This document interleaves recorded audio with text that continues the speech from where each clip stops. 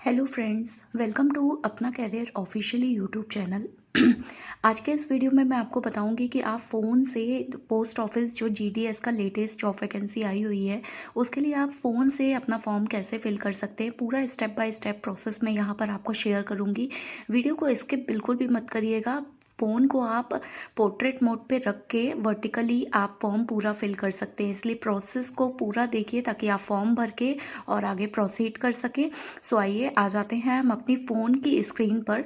सबसे पहले देखते हैं कि मैंने इसकी वेबसाइट ओपन कर दी है और सामने आप देख सकते हैं कि जीडीएस ऑनलाइन एंगेजमेंट का जो है पूरी वेबसाइट ओपन हो गई है।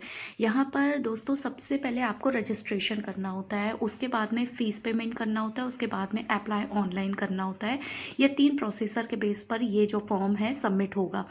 तो सबसे पहले यहाँ पर आप ऑफिशियली वेबसाइट चेक कर लीजिए और ऑफिशियली वेबसाइट में जाकर सबसे पहले आप जो है सर्कल चेक कर लीजिए, किस सर्कल से आप फॉर्म भरने वाले हैं। ये पूरे सर्कल मतलब पूरा स्टेट पूरा जो है दिया हुआ है।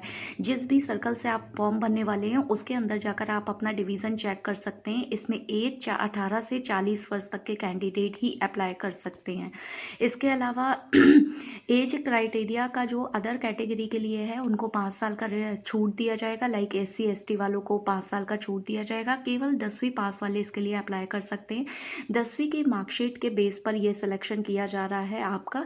इसमें पोस्ट जो है BPM मतलब कि पोस्ट मास्टर और असिस्टेंट पोस्ट मास्टर की पोस्ट वैकेंसी निकाली गई है।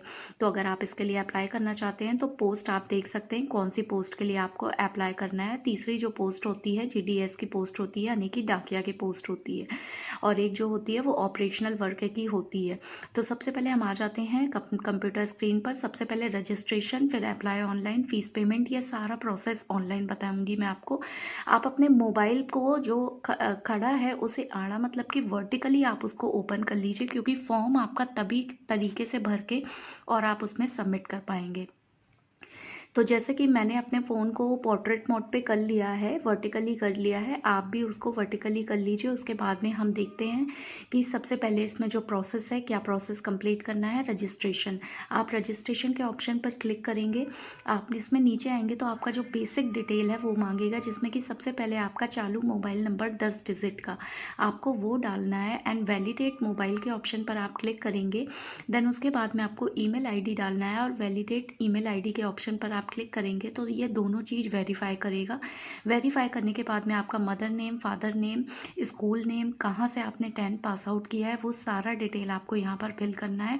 उसके बाद में आपने किस स्टेट से पास आउट किया है वो स्टेट आपको डालना है। लाइक आपने बिहार से किया है, हायर सेकेंडरी किस सन में किया है आपने, 2021 के स्टूडेंट हैं आप, कौन से स्टूडेंट हैं, 90 के हैं, 1989 में आपने पास आउट किया है, आपको वो डालना है। और बाकी बिलो इन्फॉर्मेशन डाल के आपको सबमिट कर देना है। ये सबमिट करने के बाद में आपका जो रजिस्ट्रेशन कंप्लीट का ये मैसेज आ जाएगा। सिंपल है बहुत ही। आपको इसको ओके कर देना है। आप ओके करेंगे ना तो यहाँ पर आपका जो सेकंड पेज है फॉर्म का वो खुल के आ जाएगा। तो आपको यहाँ पर सबसे पहले अपना बेसिक डिटेल फिल करना है। इस बेसिक डिटेल में आपको जो भी है, कौन कैटेगरी से आप फीस पेमेंट करेंगे, आप NOC लगेगा, आप वर्किंग हैं, कहाँ पर वर्किंग है आपकी, आप एम्प्लॉयमेंट हैं या नहीं है, कौन सी भाषा आप जानते हैं, किस स्टेट से आप फॉर्म भर रहे हैं। लाइक आप महाराष्ट्र से फॉर्म भर रहे हैं तो आप मराठी जानते हैं, या MP से फॉर्म भर रहे हैं तो आप हिंदी जानते हैं।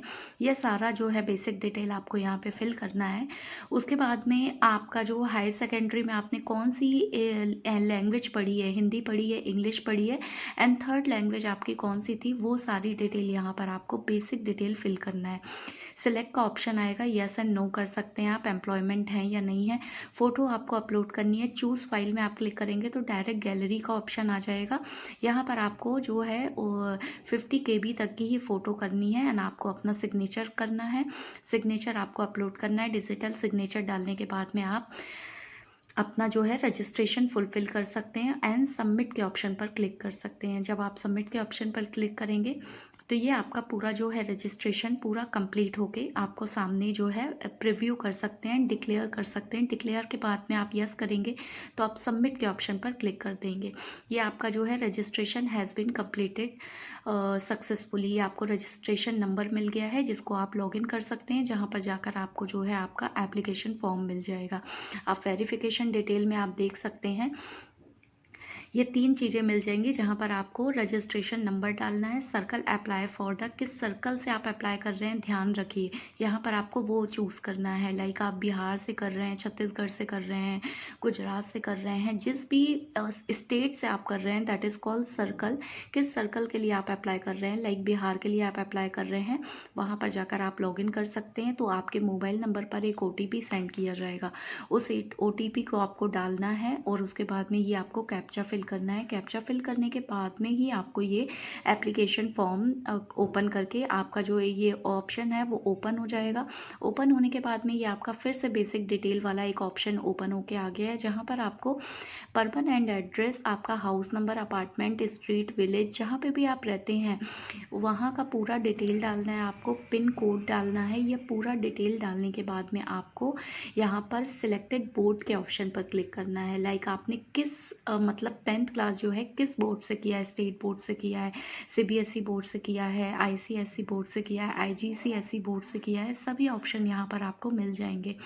उस ऑप्शन पे आपको क्लिक करना है। लाइक आप central board of secondary education के स्टूडेंट हैं, उससे आपको आपने दिल्ली बोर्ड से किया है तो आप दिल्ली बोर्ड पर क्लिक कर सकते हैं। क्लिक करने के बाद में आप अपना जो है आप अपना बोर्ड चूज़ कर सकते हैं। ये बोर्ड चूज़ करने के बाद में आपको बिहार स्कूल का जो है मार्क्स का आप इस ऑप्शन पर क्लिक करेंगे तो आपकी 10th की मार्कशीट में सब्जेक्ट वाइज आपको कितने मार्क्स मिले हैं। लाइक आपको इंग्लिश में, हिंदी में, साइंस में, मराठी में, उर्दू में, जो भी सब्जेक्ट आपने पढ़े हैं उसमें आपको कितने जो है मार्क्स मिले हैं, कितने मार्क्स आपने ऑब्टेन किए हैं 100 आउट ऑफ, वो मार्क्स आपको यहाँ पर एक एक ब्लॉक पर फिल करना है।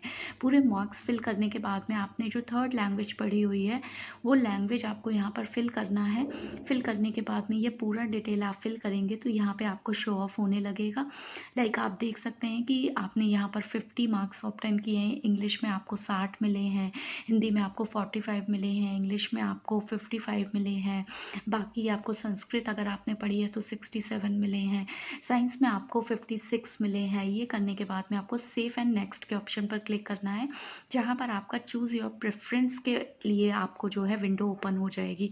लाइक आप बिहार से फॉर्म भर रहे हैं तो बिहार में कितने डिवीज़न है आपको ये ज़रूर देखना है, आप किस डिवीज़न के लिए अप्लाई कर रहे हैं एंड किस डिवीज़न के लिए आपको कितनी पोस्ट दी गई हैं, आप किस कैटेगरी से, ये सारी चीज़ें आपको ध्यान में रख के ही फॉर्म भरना है। आप देख सकते हैं कि आपने डिवीज़न पर जब क्लिक किया तो 1 2 3 3 पेज यहाँ पर ओपन हुए हैं। यहाँ पर किस पोस्ट के लिए, लाइक कि आपने सिवान डिवीज़न के लिए अप्लाई किया, वहाँ पर GDS के लिए जो है 10,000 जो है वैकेंसी आउट की गई है और ये पूरा डिटेल आप देख सकते हैं। बागी में जो है आपको BPM की पोस्ट निकाली गई है, यहाँ पे 12,000 वैकेंसी है। हिंदी आपको जो है मांगा गया है यहाँ पर, ये पूरा आप देख सकते हैं। उसको प्रेफरेंस दे सकते हैं, प्रेफरेंस में आपको नंबरिंग करनी होगी, आपको 1 2 3 नंबरिंग करनी होगी। ये सारी डिटेल आप यहाँ पर देख सकते हैं कि किस GDS किस डिवीज़न के लिए आप भर रहे हैं और वहाँ पर कितनी वैकेंसी है। लाइक OBC के लिए 12 वैकेंसी यहाँ पर है, UR के लिए यहाँ पर 10,000 वैकेंसी है, OBC के लिए यहाँ पर कितनी 12,000 वैकेंसी है, हिंदी मांगा गया है। आप सिवान डिवीज़न के लिए कर रहे हैं, ये पूरा डिटेल एक बार देख के ही भरिएगा फॉर्म को गलत मत करिएगा। आप 3rd पेज में भी जाएंगे ना, 3rd पेज में भी आपको सेम यही सारी चीज़ें मिलेंगी। जनरल कैटेगरी के लिए आपको GDS की कितनी पोस्ट निकाली गई है, आप सहारनपुर और सिवान डिवीज़न में आपको कितनी कहाँ पर वैकेंसी दी गई है, ये पूरा डिटेल यहाँ पर आपको दिया जाएगा। अब SC ST वाले जो हैं वो UP जो है उसके लिए फॉर्म भर सकते हैं, OBC के लिए फॉर्म भर सकते हैं, लेकिन जो जनरल कैटेगरी वाले हैं वो लोग SC ST में मूव करके फॉर्म नहीं भर सकते हैं। तो यहाँ पर फ़िलहाल आपको नंबरिंग करनी है, ये याद रखिए। आपको 1 2 3 4 ऐसे सिंपल तरीके से आपको दे देना है। अब कैटेगरी का ज़रूर से ध्यान रखिए, आप किस कैटेगरी से बिलॉन्ग करते हैं। ये सब करने के बाद में आपको सिंपल तरीके से यहाँ पर नंबरिंग देनी है 1, 2, 3। ये एक फॉर्मेलिटी है, आप कोई भी नंबर दे सकते हैं कि आप किस पोस्ट के लिए पहला रेफ़रेंस किसको देते हैं, मतलब कि, है ना? जो भी पोस्ट निकाली गई है, आप किस कैटेगरी से हैं, तो उसके लिए ये नंबर करना कंपल्सरी है। उसके बाद में आप सिंपल इसको सबमिट करेंगे, तो आपकी ये जो है बेसिक विंडो ओपन हो जाएगी यहाँ पर।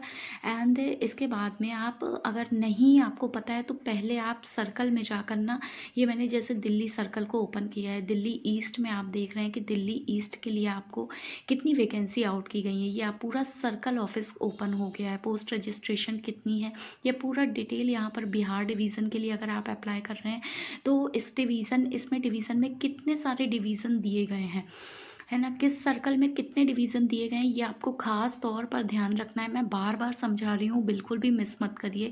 ये पूरा डिटेल फिल करने के बाद ही आप फिल करिए फॉर्म, क्योंकि अगर आपको नॉलेज नहीं है और इनकम्प्लीट इन्फॉर्मेशन आप देंगे, आपका फॉर्म जो है रिजेक्ट हो जाएगा, कोई मतलब नहीं है। बिना किसी एग्ज़ाम के भी आपको सरकारी नौकरी नहीं मिल पाएगी। इसलिए मैं बार-बार आपको कह रही हूँ कि आप ये जो डिवीज़न है, इसको नंबर देने के बाद में आप सेव एंड नेक्स्ट करेंगे। यहाँ पर आपका डेटा सबमिट हो गया है सक्सेसफुली। अब आप नेक्स्ट विंडो पर आएंगे, ये आपको जो है रिव्यू का ऑप्शन मिलेगा, एक बार आप चेक कर सकते हैं। मेक पेमेंट के ऑप्शन पर क्लिक कर सकते हैं, जहाँ पर अगर आप जनरल कैटेगरी से हैं तो आपको 100 रुपये देना है, क्योंकि अदर कैटेगरी को कोई भी पैसे नहीं लग रहे हैं। आपको लिए आपके पास में credit card, internet banking, UPI, जो भी आप कंफर्टेबल मोड है आपके पास में अवेलेबल है, उस मोड से आप इसका पेमेंट कर सकते हैं और ये प्रोसीजर सक्सेसफुली अप्लाई कर सकते हैं। तो वीडियो को सभी के साथ में शेयर करिए और फटाफट से अप्लाई कर दिए।